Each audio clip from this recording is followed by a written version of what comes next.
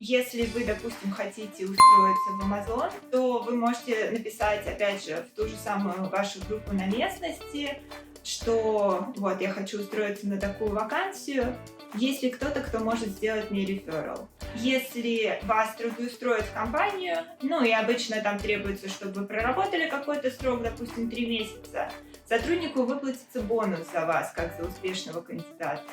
Поэтому люди абсолютно к этому открыты. Панельное интервью в Амазоне для сторонних кандидатов — это чаще всего 5 часов интервью. Иногда 6 часов интервью на технические должности, когда там помимо поведенческих интервью есть еще техническое интервью. Всем привет! Меня зовут Наташа Васильева, и это мой канал на YouTube. Сегодня я хотела бы поговорить о вопросе, который мне очень часто задают. Это видео будет менее личное, более информативное. И вопрос заключается в том, как проходит интервью в Амазоне в частности и, в принципе, в технических компаниях. Я уже рассказывала о своем опыте подробно в видео, которое называется «Оффер от Amazon за 1 месяц.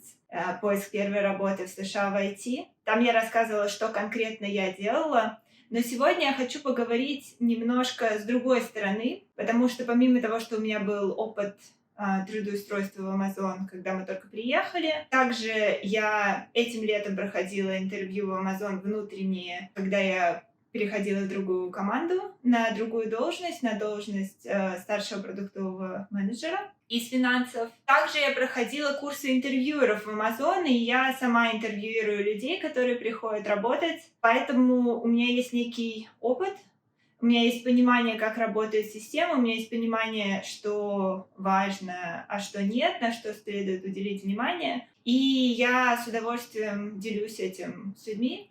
Поэтому я хотела бы записать видео как такую длинную подробную инструкцию для всех, у кого возникают такие вопросы. И перед тем, как мы начнем, я бы хотела сказать огромное спасибо всем, кто подписывается, всем, кто ставит лайки и пишет комментарии.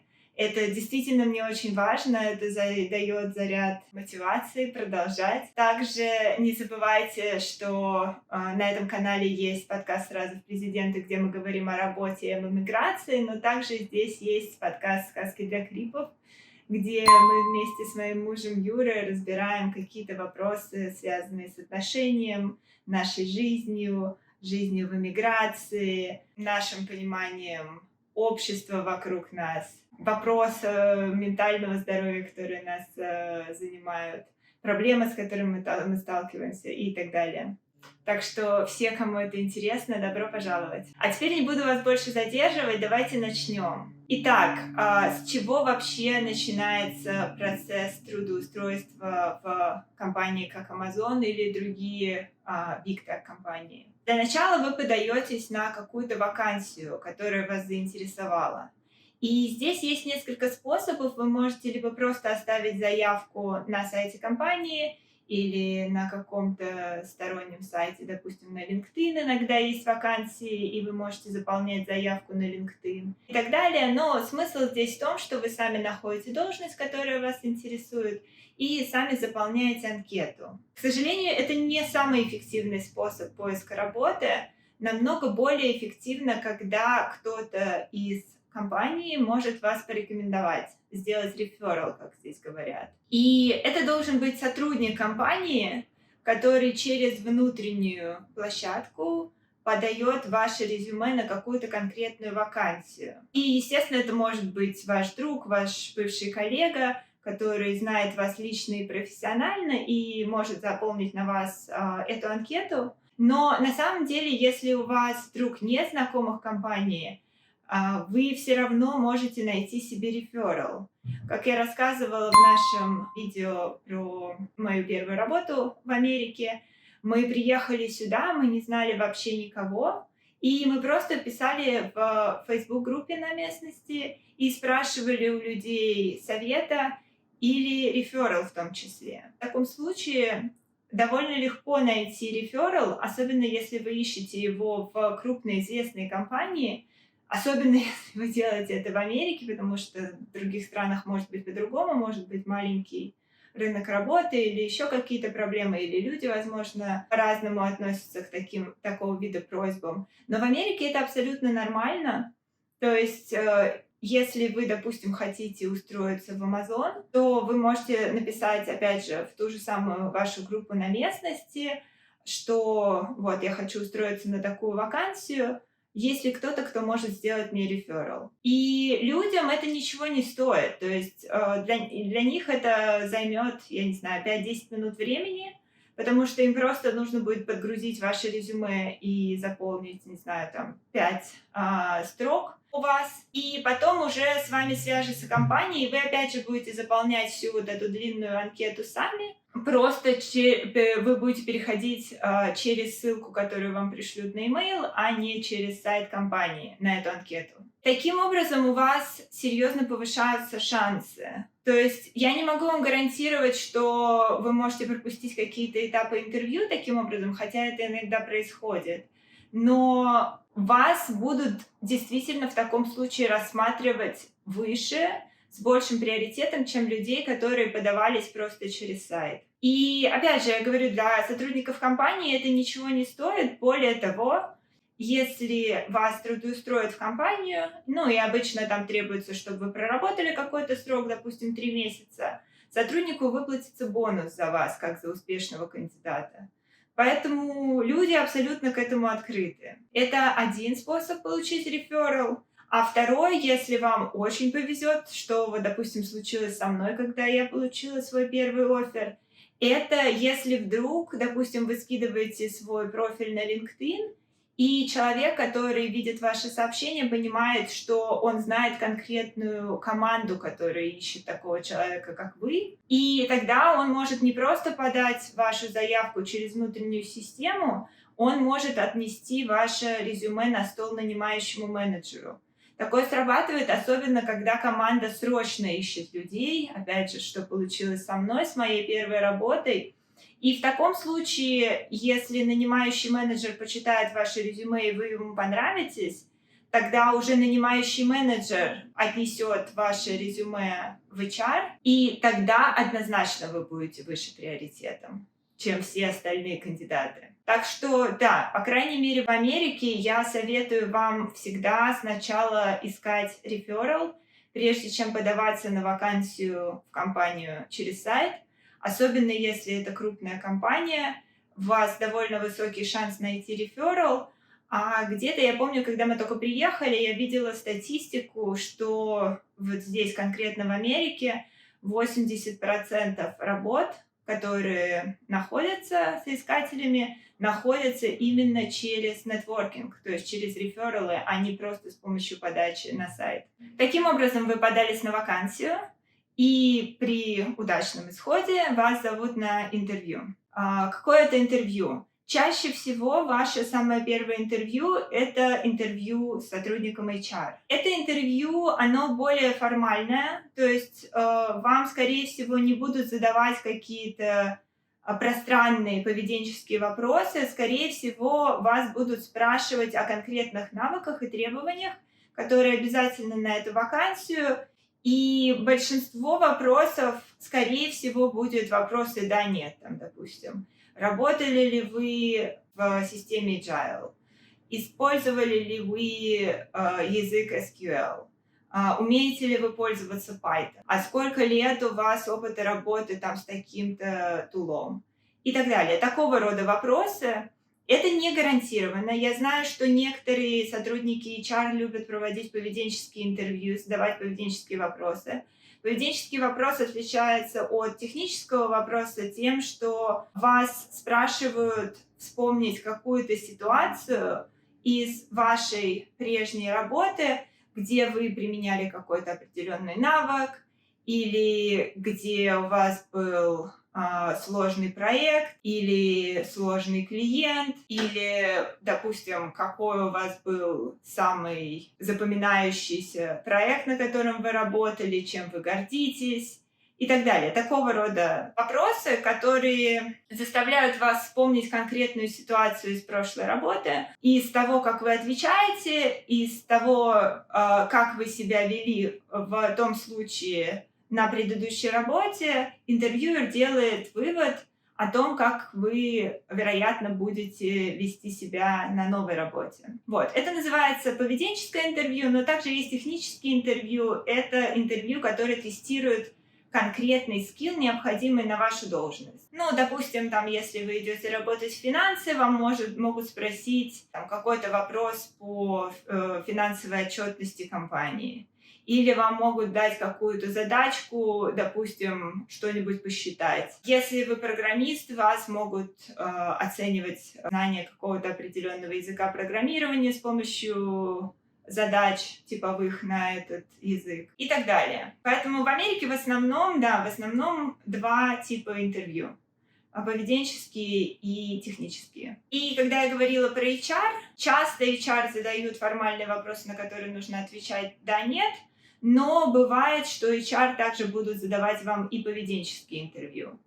Поэтому не надо очень сильно волноваться перед интервью с HR. Это, как сказать, более легкое интервью, чем все остальные. Но в то же время будьте готовы, что оно может быть и не таким легким, как вы ожидаете. Но при этом, опять же, на интервью с HR вы можете задать и свои вопросы о том, как будет проходить дальнейший процесс интервью, о том, что вам ожидать, о том, как быстро с вами свяжутся и так далее, о том, какие виды интервью вас ждут в будущем и прочее, прочее. Допустим, вы прошли HR, причем на самом деле, этот этап, он не всегда есть, потому что, когда мне сделали реферал на позицию в Амазоне, из-за того, что человек отнес мое резюме нанимающему менеджеру, и менеджеру я очень понравилась, HR со мной связались и сказали, что сам этап интервью с HR не обязателен в данном случае. Они сразу отправили меня на то, что называется phone screen.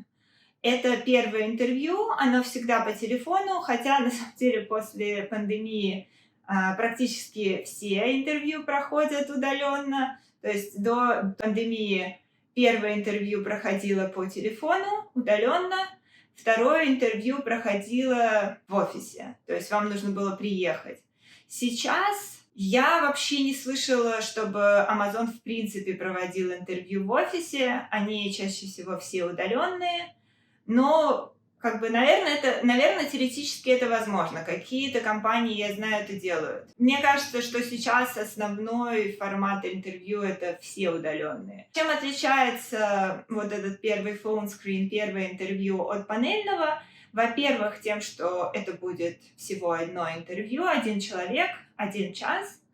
А во-вторых, оно будет без видео, скорее всего, без видео. Точнее, по желанию, конечно, вы можете включить видео и прочее, но, в принципе, формат интервью предполагает, как он называется, phone screen, что вы можете просто созвониться по телефону и поговорить. Чаще всего это не делают, чаще всего это делают все равно через, допустим, Amazon делает через свое собственное приложение, которое называется Amazon Chime.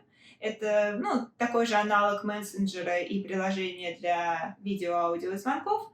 Но чаще всего интервью проходит без видео. И что же вас будут там спрашивать? Phone screen — это всегда поведенческое интервью. Как я уже говорила, вам задают вопросы ситуативные. И чем отличается от Amazon от других компаний? Тем, что Amazon имеет свой собственный список вопросов поведенческих, и все эти вопросы основаны на том, что называется Amazon Leadership Principles, лидерские принципы Амазона. Вы можете загуглить это, они общеизвестные, общедоступные, на сайте Амазона они все перечислены. Также, мне кажется, на многих сторонних сайтах вы тоже можете их найти. На данный момент 16 Amazon Leadership Principles. Это принципы, по которым Amazon функционирует как компания. Если, допустим, сотрудник Амазона хочет решить любую задачу, какую бы то ни было рабочую задачу, он должен руководствоваться Amazon Leadership Principle. И принципы там абсолютно разные. Например, есть принцип, который называется ownership, это как владение, то есть он подразумевает, что любой сотрудник Амазона, чем бы он ни занимался, он owner, то есть он владеет тем продуктом, задачей, сервисом. Он владеет тем, чем он занимается. То есть любой сотрудник Амазона несет ответственность за то, что он делает. И он также должен понимать, как это влияет на весь бизнес.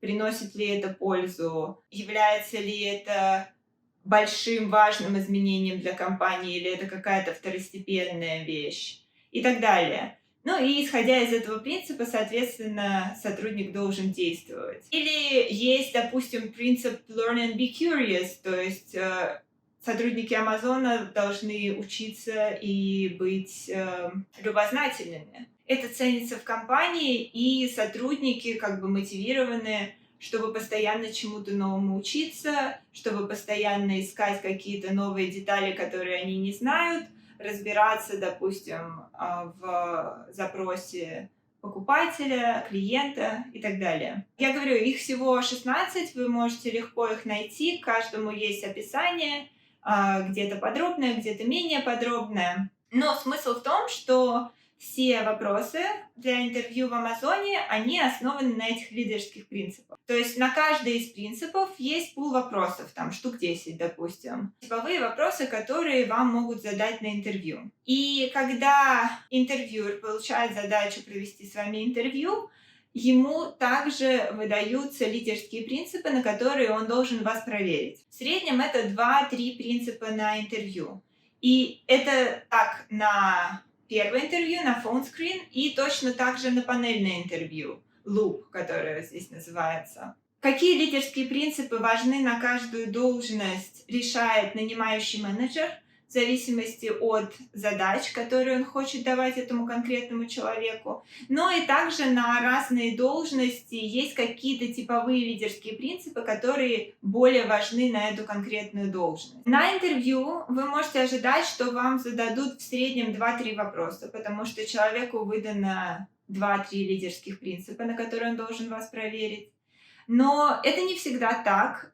Бывает в смысле, что количество вопросов может отличаться. Например, я знаю, есть интервьюеры, которые любят задавать по 2 вопроса, допустим, на лидерский принцип. И тогда, допустим, если ему выдали 2 лидерских принципа, он может задать вам 4 вопроса.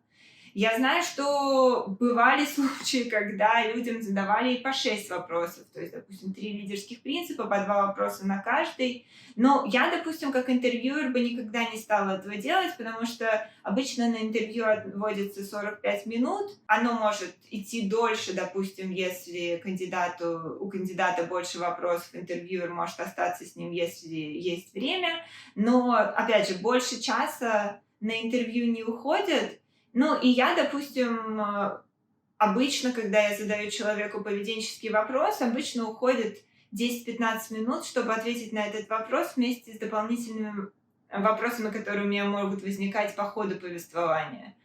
Поэтому часто мне кажется, что там больше 4 вопросов на интервью — это уже слишком много. Мне кажется, что это ни к чему. Но опять же, я говорю, я видела интервьюеров, которые могут задавать по 2 вопроса на лидерский принцип, и таким образом они считают, что они дают человеку больше шансов, во-первых, если у него один ответ неудачный, есть второй ответ, и они будут использовать тогда второй ответ. Либо они могут таким образом более комплексную картину сложить у кандидата. Но, честно, я говорю, я это не поддерживаю, потому что, опять же, мне кажется, что кандидат ждет очень много интервью. То есть вот это будет первое, потом будет панельное интервью, состоящее из 5, то есть кандидат будет разговаривать, по сути, с 6 интервьюерами, каждый из которых задаст ему по 2-3 вопроса. По сути, кандидата ждет 12-18 вопросов уже. И если там какой-то из интервьюеров задаст ему 6 вопросов, то это уже будет больше 20 примеров, которые человек должен рассказывать. Но, честно, мне кажется, что это очень много. Потому что я сама, когда проходила панельное интервью, я говорила свои первые, у меня было все отлично на первом собеседовании, 3 собеседования из панельного у меня тоже прошли хорошо, но на 4-е, на 5-е у меня уже банально заканчивались примеры. У меня были примеры, просто они были хуже, чем все остальные и так далее. И мне кажется, что это слишком сильное давление на кандидата уже, вот это количество интервью, которые есть. Поэтому я предпочитаю задавать 2-3 вопроса максимум на интервью. Какие это вопросы? Чаще всего вопросы будут начинаться: «Расскажи мне ситуацию, в которой…» и так далее. Или там «Расскажи мне о таком-то проекте». Или «Расскажи мне, когда тебе нужно было работать с клиентом, который был сложнее, чем все другие клиенты». Или там «Расскажи о ситуации, когда тебе нужно было работать с партнерской командой, у которой были другие приоритеты. Что ты сделал, какой был фидбэк на это, что получилось в самом конце». Что-то в этом духе. В Амазоне, так же как и в других больших технических компаниях, предполагается, что вы будете отвечать по определенной схеме. Если вы не будете отвечать по этой схеме, то вам будут задавать наводящие вопросы, чтобы вернуть вас к этой схеме.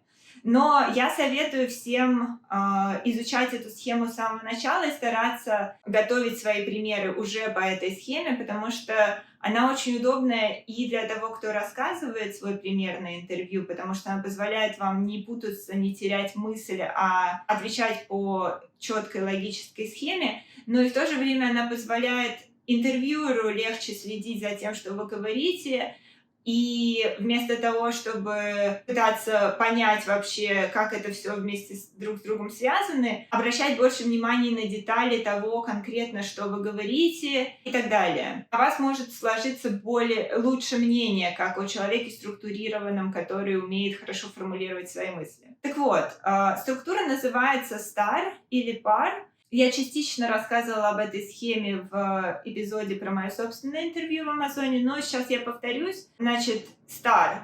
S — это situation, ситуация. T — это task, задача.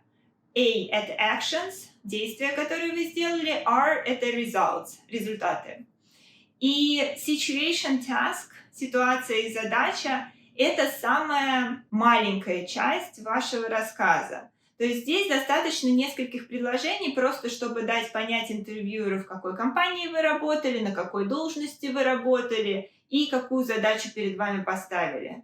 Просто чтобы дать некий контекст, как введение. Но опять же, я говорю, это должна быть самая короткая часть вашего ответа. Не нужно здесь вдаваться в какие-то детали, не нужно рассказывать очень большую предысторию.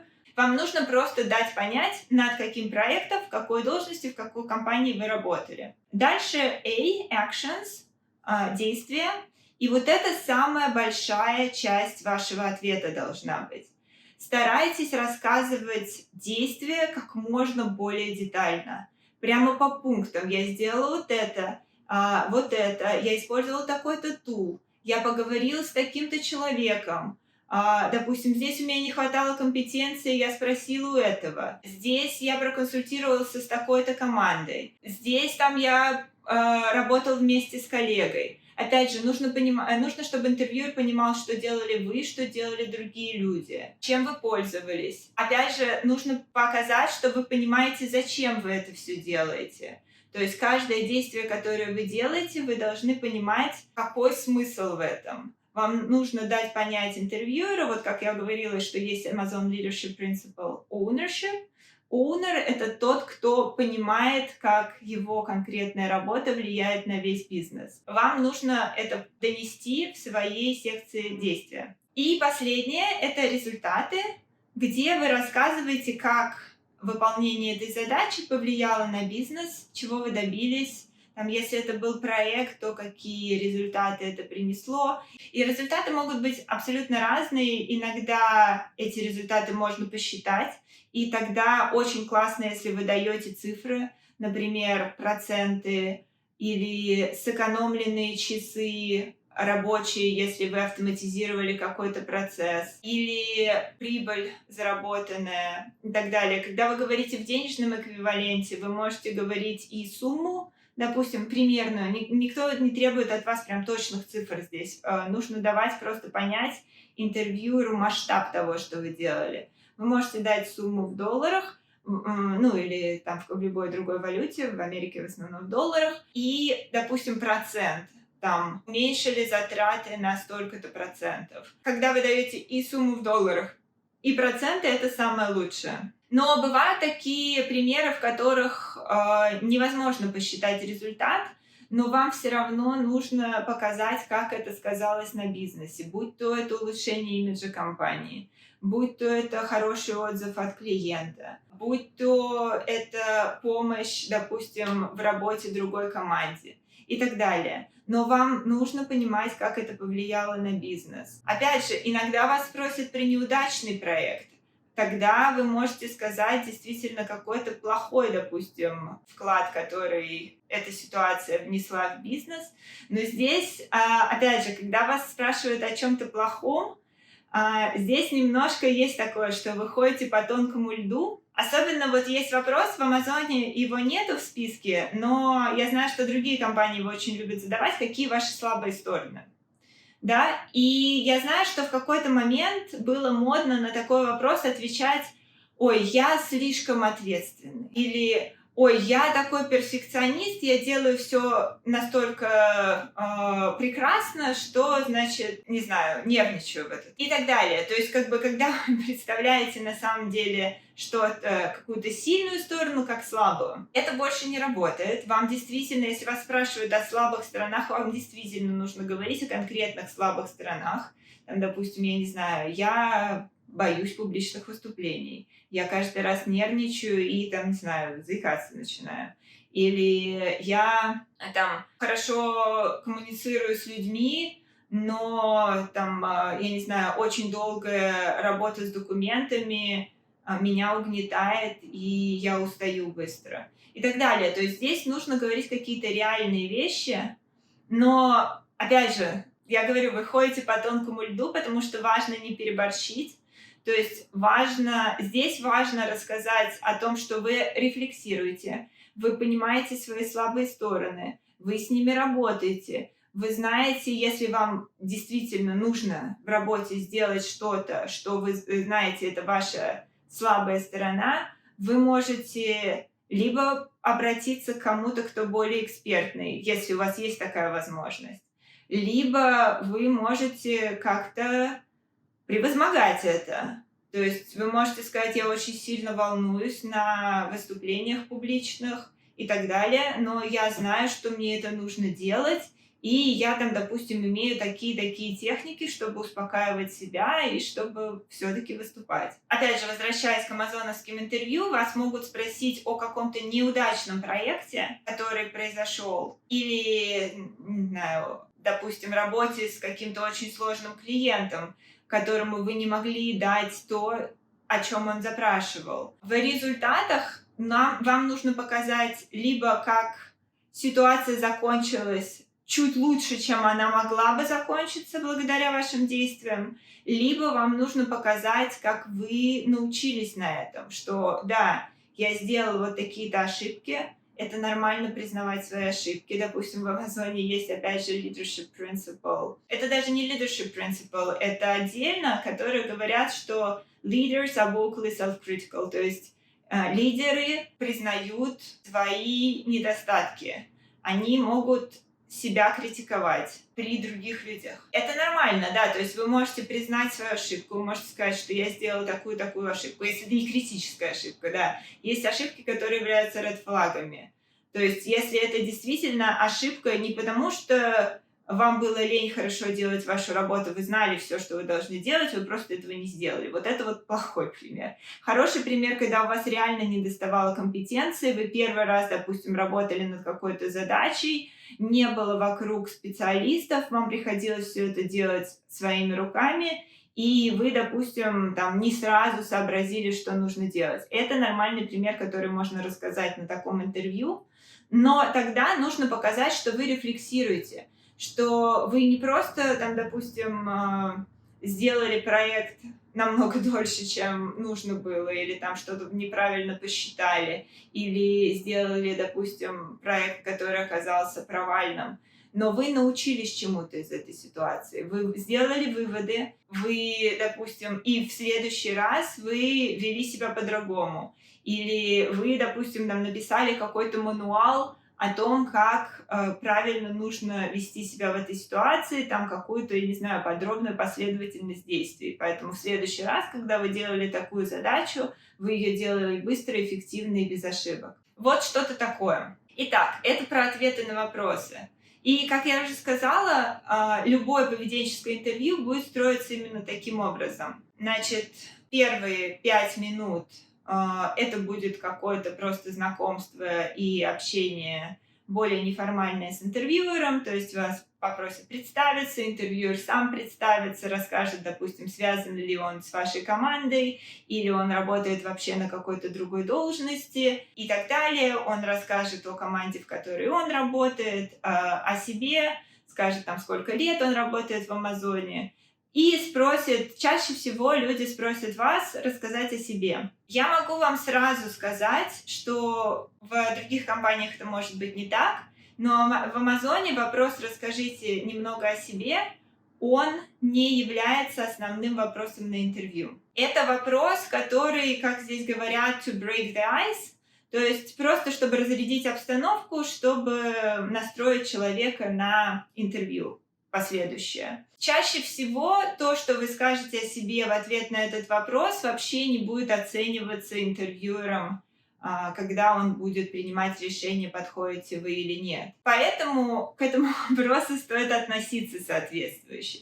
Соответствующе означает, что не нужно очень много рассказывать. Чаще всего ответ на вопрос «расскажи мне о себе» будет занимать 2-3 минуты. 5 минут — это прям максимум-максимум. Опять же, имейте в виду, что у интервьюера есть ваше резюме. Не нужно рассказывать все, что написано в вашем резюме, там, в каких компаниях вы работали, что вы там делали и так далее. Никаких подробностей. Вы можете просто сказать, что у вас столько-то лет работы, опыт работы, работали вы в таких-то компаниях, занимались тем-то, тем-то. Что, допустим, действительно неплохо, и что могут, если интервьюеру понравится, он может взять в свою оценку, это, допустим, если вы можете сказать, там, главный проект, который вот я недавно делала, который был сложный, и я вот им очень горжусь, это вот такой-то проект. И вы можете рассказать 2 слова про этот проект. Если, опять же, в Амазоне вам будут задавать вопросы по лидерским принципам, поэтому, допустим, неважно, вы скажете про этот проект, возможно, интервьюер запишет, но дальше расспрашивать про этот проект он вас не будет, если вы сами не расскажете об этом в ответ на какой-то вопрос. А в других компаниях, например, если вы говорите там про какой-то проект, вас могут в ответ спросить, то есть вас могут спросить: «О, это очень здорово, расскажите мне про этот проект поподробнее». И таким образом вы можете сразу настроить интервьюера на тот вопрос, на который вам самим хочется отвечать, который вы можете подготовить заранее. Но опять же, я вам говорю, не в Амазоне, потому что Амазон будет спрашивать вас по лидерским принципам. Так вот, ответ на вопрос «расскажите мне о себе», он формальный, он короткий и просто чтобы познакомиться. Если интервьюеру захочется узнать поподробнее, он вас спросит. Если нет, 2-3 минут больше, чем достаточно. Дальше идут поведенческие вопросы, как я уже сказала, в среднем, наверное, большей части интервью это будет 2-3 вопроса, возможно, скорее 3, каждый из которых будет занимать, допустим, 10 минут. То есть 5 минут вступления, 3 поведенческих вопроса по 10 минут, 30 минут, 35 минут. И последние 10 минут из 45 минут отводятся на ваши собственные вопросы. Опять же, в других компаниях может быть не так, но Amazon не оценивает кандидатов по тем вопросам, которые они задают. То есть здесь меня периодически спрашивают, какой вопрос мне задать интервьюеру, чтобы обо мне сложилось хорошее впечатление. Говорю, абсолютно неважно. Спрашивайте то, что вас действительно интересует. То есть вот этот вот последние 10 минут, когда вы задаете вопросы, они для вас. То есть подумайте о том, что действительно полезного вы хотите узнать. Если этот человек из команды, в которую вы подаетесь, или тем более, если это ваш нанимающий менеджер, вы можете задавать очень конкретные вопросы. Вы можете задавать вопросы о том, чем занимается команда, какие у них сейчас приоритеты, какие у них планы на следующий год, кого им не хватает, чем будет конкретно эта должность заниматься, есть ли у них проекты в голове, которые они хотят поручить этому человеку, допустим, на первые полгода, пока он будет работать. А как проходит их рабочий день, а сколько, допустим, процентов времени отнимает та или иная задача. Там, я не знаю, допустим, если это продакт-менеджер, там, сколько, допустим, времени занимает у него общение с другими командами и договоренности, сколько встреч, допустим, в среднем у него в день, сколько времени он занимается аналитикой, есть ли командировки, куда эти командировки и так далее. Где находится команда, допустим, вся ли команда в одном офисе или она разбросана по стране, в Америке это очень часто. И такого рода вопросы. То есть здесь огромный список вопросов, которые вас могут интересовать. Просто подумайте действительно заранее о том, что вас интересует. Если этот человек на другой должности и, допустим, вообще никак не связан с вашей командой, ну тогда вы можете задать ему более пространные вопросы. Допустим, как ему работается в компании, что ему нравится, что нет. Ну вот что ему нравится больше всего из работы в компании. Вы можете спросить, что ему не нравится больше всего из работы в компании. Какие проблемы у него возникают, вы можете спросить. И так далее. То есть вопросы, держите в голове, что вопросы это для вас. Вы хотите прийти в эту компанию, и здесь не только вас выбирают. Понятно, что на интервью компания тестирует вас как будущего сотрудника, но вы тоже выбираете компанию, вы тоже на основании этих интервью принимаете решение, хочется ли вам, в принципе, работать в этой компании. Возможно, вам не хочется, возможно, вам не нравится культура компании и так далее. Все это вы можете узнать на интервью, задавая вопросы людям. Таким образом, я описала структуру первого интервью. Структура панельных интервью, не технических, будет точно такая же, поэтому я не буду на этом останавливаться более подробно. Но что я скажу, то что первое интервью, как я уже сказала, это час времени вашего. И в Амазоне, опять же, я не знаю про другие компании, но в Амазоне есть обещание 2-5. Что значит 2-5? Это значит, что вам, как кандидату, обещают ответить в определенный период времени. После вашего первого интервью, которое называется phone screen, вам должны ответить в течение 2 рабочих дней. Точнее, не в течение 2 рабочих дней, а не позднее, чем через 2 рабочих дня. Рабочие дни считаются со следующего дня после вашего интервью. То есть, допустим, у вас было интервью в понедельник, 2 рабочих дня, это вторник, среда. К среде вечеру ожидайте, что вам ответят. Максимум четверг утро. Бывают случаи, когда Amazon не выполняет свои вот эти обещания 2-5, то есть он не отвечает, допустим, в течение 2 суток после первого интервью. Но в таком случае HR обязан вас предупредить, HR должен вам объяснить причину, по которой вам не могут ответить и так далее. В принципе, Amazon очень серьезно относится к этим обещаниям, потому что это клиентоориентированная компания, и в данном случае, в случае интервью, кандидат считается клиентом, HR считается командой, предоставляющей услуги. И если HR по какой-то причине не может предоставить обещанную услугу, это портит ваше впечатление как клиента. Amazon старается минимизировать это, поэтому обещания Amazon в основном выполняет. Опять же, могут быть разные ситуации, бывают плохие HR, бывают невыполненные обещания, но, в принципе, все люди, с которыми я общалась лично, так или иначе говорили, что, да, в их случае обещание выполнялось. С вами связываются в течение 2 дней и говорят вам результат. Либо это будет положительный результат, и тогда вам назначают панельное интервью, либо, к сожалению, это отрицательный результат. Опять же, про отрицательные результаты я, наверное, тоже уже говорила. В Америке очень редко дают какую-то обратную связь в случае отрицательного результата. К сожалению, вы, скорее всего, не узнаете, в чем была причина, если вам отказали. Вам могут назвать какую-то формальную причину. Чаще всего нет, потому что они не обязаны объяснять вам причину. И люди здесь очень осторожны, потому что если они что-то как-то не так сформулируют, называя вам причину, по которой вам отказали, их могут засудить. Это огромный удар для имиджа и так далее. Поэтому, так как они не обязаны вам объяснять причину, чаще всего причину вам объяснять не будут. Перед вами просто извинятся, пожелают вам удачи в поиске работы, и все. К сожалению, очень сложно получать какую-то обратную связь от рынка найма.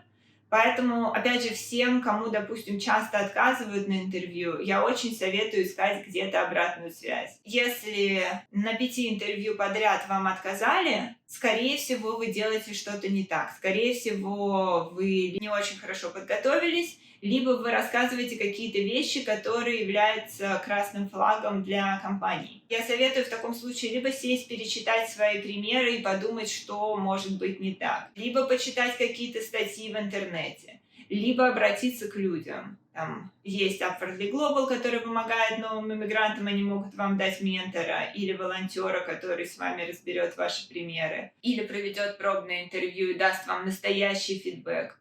Либо вы можете обращаться к друзьям, знакомым, просто к людям, опять же, в Facebook-группах и просить совета. Я уверена, что будет достаточно много людей, которые готовы будут вам помочь и которые готовы будут непредвзятым взглядом со стороны посмотреть на ваши примеры. Но это плохой вариант развития событий. Хороший вариант развития событий – это когда вам назначают панельное интервью. Панельное интервью в Амазоне для сторонних кандидатов – это чаще всего 5 часов интервью. Иногда 6 часов интервью на технические должности, когда там помимо поведенческих интервью есть еще техническое интервью. Иногда техническое интервью будет включено в одно из поведенческих. То есть, допустим, там человеку-интервьюеру выдали один leadership principle и какой-то определенный скилл, на который вас нужно протестировать. Или 2 leadership principle и 1 технический скилл. Соответственно, техническое интервью будет очень сильно зависеть от должности, но в принципе вы можете понять, когда вы читаете вакансию, там есть базовые навыки и есть еще дополнительные навыки, которые желательные, но не обязательные. Вот, скорее всего, если у вас будет техническое интервью, оно будет по одному из базовых навыков, которые необходимы на эту должность. А поведенческие интервью будут точно такие же, как ваше первое интервью, которое является фон-скрином. На мой взгляд, самое сложное в панельном интервью – это его длительность. То есть это 5 или 6 часов. Они могут быть либо подряд в один день, тогда у вас будет перерыв на обед, и тогда практически весь день у вас уйдет на эти интервью. Это практически будет полный рабочий день. Иногда их делят пополам на 2 дня, но это будет 2 дня подряд, допустим, 3 интервью в один день, 2 интервью в другой день. Это чуть менее стрессово, но все равно стрессово. И стрессово это, во-первых, потому что вы просто устаете физически от того, что вы разговариваете 5-6 часов. Это очень сложно. Действительно, у вас садится голос. Вы устаете, вы эмоционально изматываетесь, потому что вы нервничаете. Любой человек нервничает, когда приходит на интервью. Но еще и потому, что вам действительно нужно иметь очень много примеров. Повторяться можно. Нет такого правила в Амазоне, что если человек повторил один и тот же пример 2 раза, сразу же его не берут. Нет, такого нет. Но повторяться нежелательно. 1 раз повториться можно, 1 пример можно рассказать 2 раза. Но если интервьюеры поймут, что вы всем рассказываете одни и те же примеры по несколько раз, это будет red flag. Это будет означать, что у вас, возможно, недостаточно опыта работы для этой должности. Возможно, у вас недостаточно компетенции, тогда они могут принять решение, что давайте дадим этому кандидату еще, полгодика на то, чтобы набраться опыта, и потом, возможно, мы будем готовы его еще раз проинтервьюировать. Поэтому у вас должно быть действительно очень много примеров. Я могу сказать, что я когда готовилась к своим панельным интервью, я прописывала эти примеры, и у меня было 2-3 примера на каждый принцип. То есть 16 принципов. На самом деле там есть 2, по-моему, принципа, которые завязаны на менеджерские позиции, то есть когда вы должны управлять людьми. Я, допустим, шла не на менеджерскую позицию, не на управленческую позицию, поэтому, допустим, по этим принципам я знала, что, скорее всего, меня спрашивать не будут, остается 14, но все равно это много. То есть на каждый из 14 принципов вы должны написать 2-3, я писала 2-3 примера, и это уже получается, 40-50, да. Точнее, даже нет, наверное, не 2, наверное, 3, иногда 4. То есть, действительно, там 40-50 примеров. Это много. К этому нужно действительно готовиться. То есть это нужно вспоминать. Вы не сядете за один день и не вспомните 40-50 примеров из вашей работы. Подготовка занимает время, и это надо учитывать. Чаще всего до панельного интервью у вас минимум 2 недели. И я советую сразу начинать готовиться, потому что вам нужно будет время. Вам нужно будет время вспоминать ваш предыдущий опыт. Ну, конечно, если вы уже проходили там 10 интервью до этого, у вас, скорее всего, уже прописаны эти примеры, но если это ваше первое интервью, я советую готовиться к нему заранее. Смысл в том, что, допустим, вы можете спросить, зачем мне готовить там 2, 3, 4 примера на каждый принцип, если вопрос на каждый принцип у меня будет только один. И это правда. То есть лидерские принципы, которые выдаются интервьюерам, они не повторяются. Если одному интервьюеру дали этот принцип, другой интервьюер у вас этот же самый принцип спрашивать не будет. И в большинстве случаев по вопросу вы можете так или иначе угадать, на какой принцип этот вопрос. Проблема в том, что не всегда вы угадаете правильно. Принципы перекликаются. Вы можете думать, что вас спросили об одном принципе, на самом деле вас спросили о другом. И когда вас действительно спросят о том, о котором вы думали с самого начала, у вас будет уже на один пример меньше. У меня была такая проблема. На моем, наверное, 4-м или 5-м интервью меня спросили тот лидерский принцип, который я думала, что меня уже спрашивали раньше. Как оказалось, нет.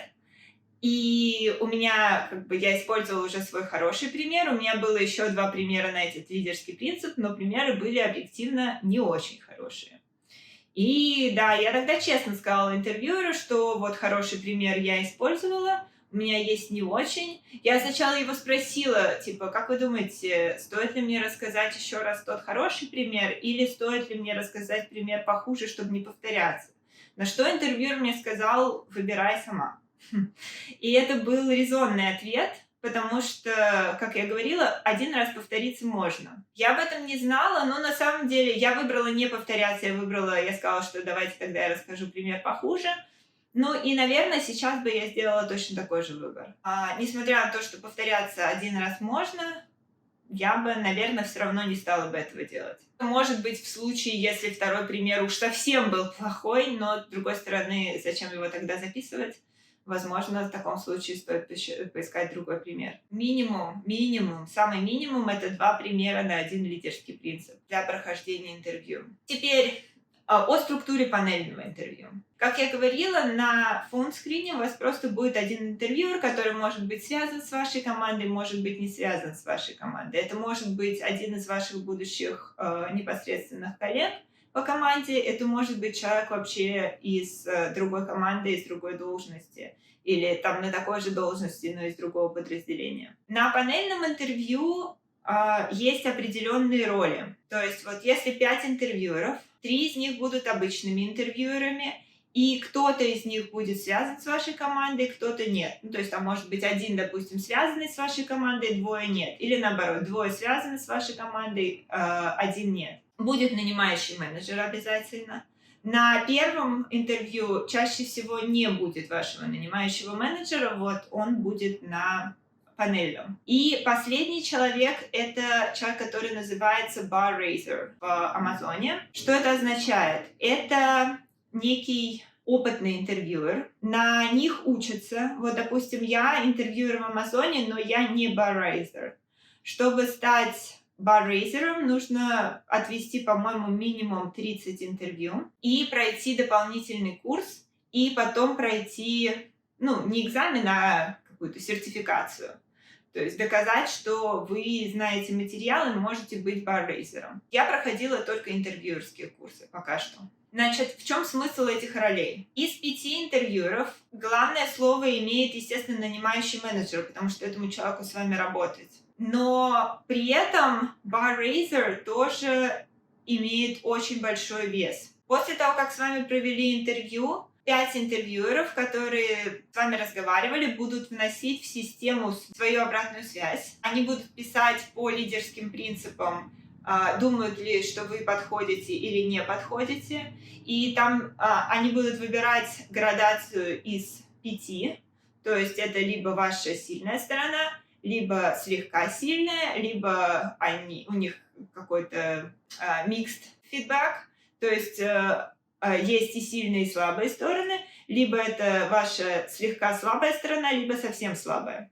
И вот по каждому лидерскому принципу они будут выбирать одно из вот этих вот 5 утверждений, и потом они будут расписывать свою обратную связь более подробно, аргументированно, почему они выбрали ту или иную градацию. И, соответственно, в конце по всем лидерским принципам человек поставит свое общее решение, хочет ли он вас нанимать или нет. После этого интервьюеры встречаются на то, что называется дебриф, где они все видят в системе, какой фидбэк дали все интервьюеры, они видят, кто за, кто против, и полчаса они обсуждают. Допустим, если там все за или все против, там обычно довольно быстрое обсуждение, а если мнения разделились, допустим, 2 за, 3 против, или наоборот 3 за, 2 против, вот тогда идет уже такая более оживленная дискуссия, когда люди, которые за, приводят свои аргументы, люди, которые против, приводят свои аргументы, и в результате вся команда из 5 человек приходит к некому общему мнению. Но опять же, я говорю, мнение нанимающего менеджера здесь наиболее важное, потому что ему работать с этим кандидатом.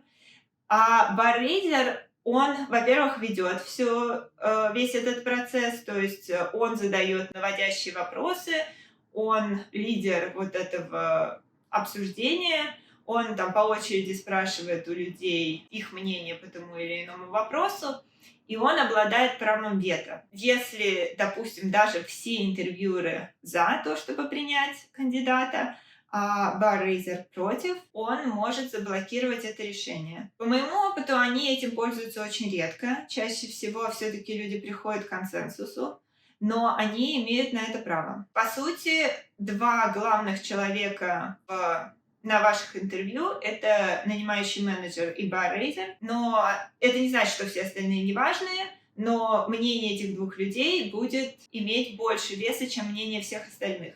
И здесь, если, допустим, вы можете знать, кто ваш нанимающий менеджер, и, скорее всего, вы можете спросить это у HR, и, скорее всего, нанимающий менеджер вам на интервью скажет, что он нанимающий менеджер, то кто такой баррейзер, вы, скорее всего, не знаете, но вы можете, в принципе, теоретически догадаться. Это обычный человек, работающий на более высокой должности, но не всегда. И это обычный человек, который работает дольше других в Амазоне. Ну вот, допустим, я работаю сейчас 2,5 года, я еще не баррейзер. Как бы технически, если бы я очень хотела, могла быть к этому времени баррейзером. Опять же, там был перерыв полгода, когда никакие компании не нанимали в конце 22-го, в начале 23-го года, поэтому я тогда не интервьюировала.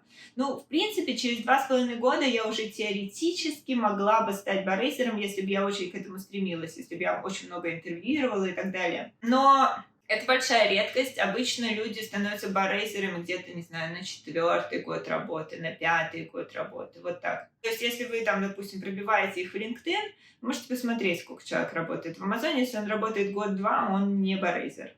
С большой долей вероятности. Я говорила до этого про обещание 2-5.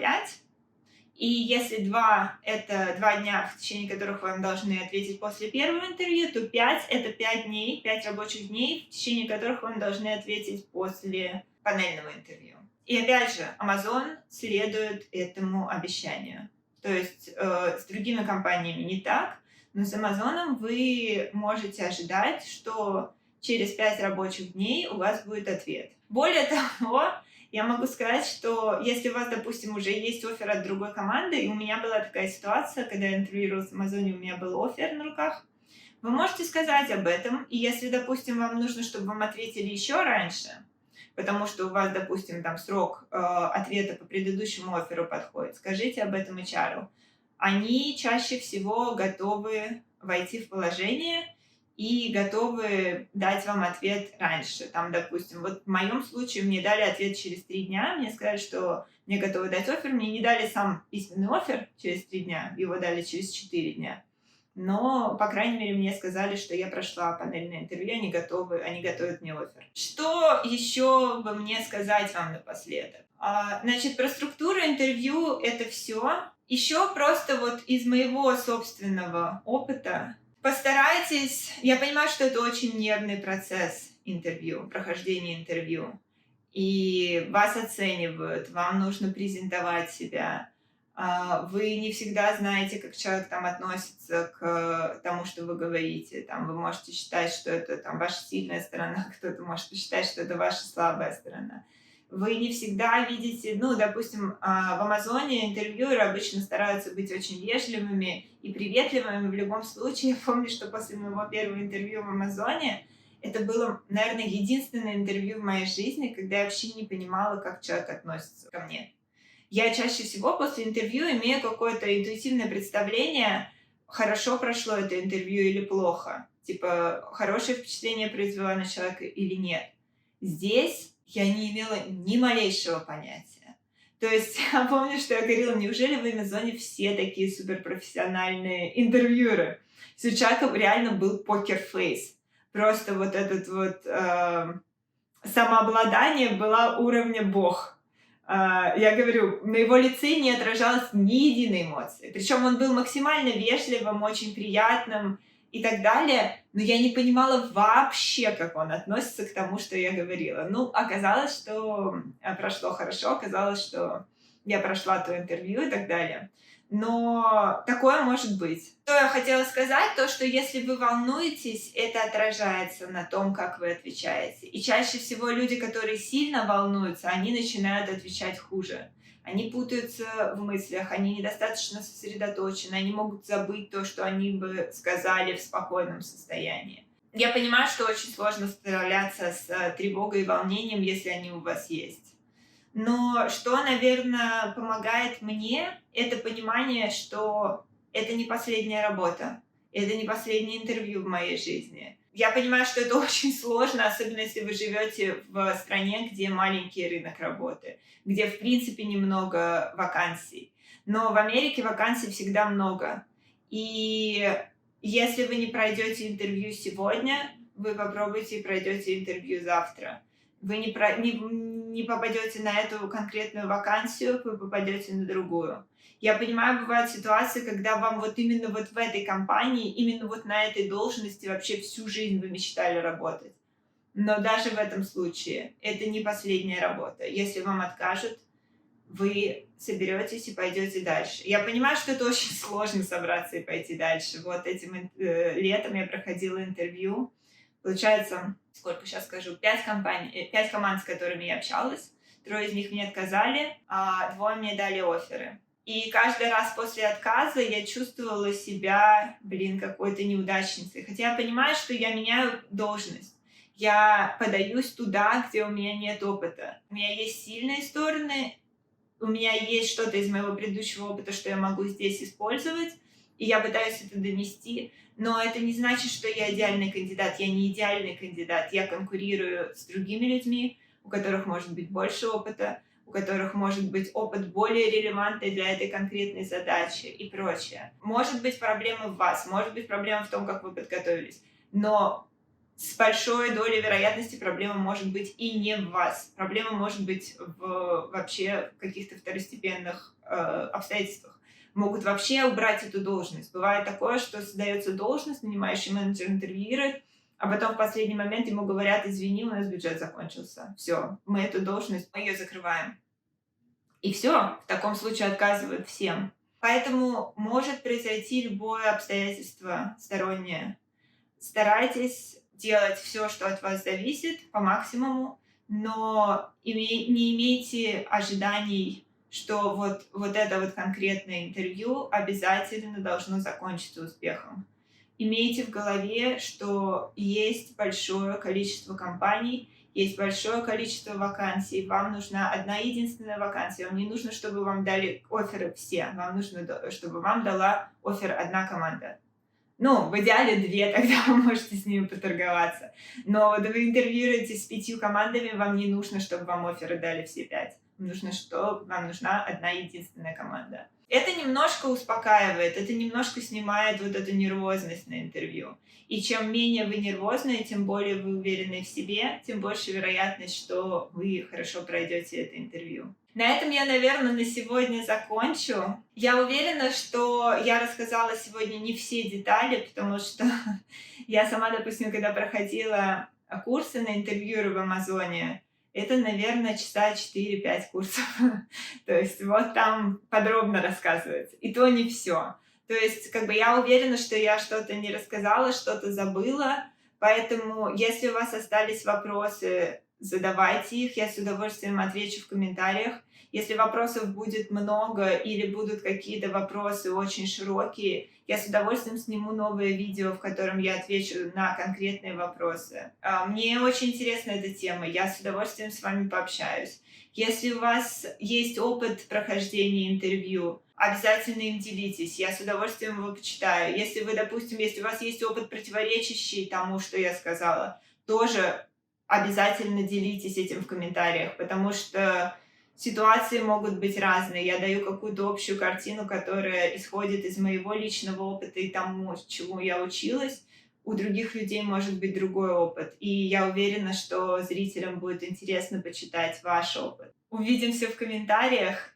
Я очень благодарна всем, кто смотрит, подписывается, ставит лайки. Спасибо вам огромное. Вы меня очень поддерживаете, заряжаете мотивацией. На этом я сегодня закончу. Всем хорошего дня. Пока-пока. До встречи в новых видео.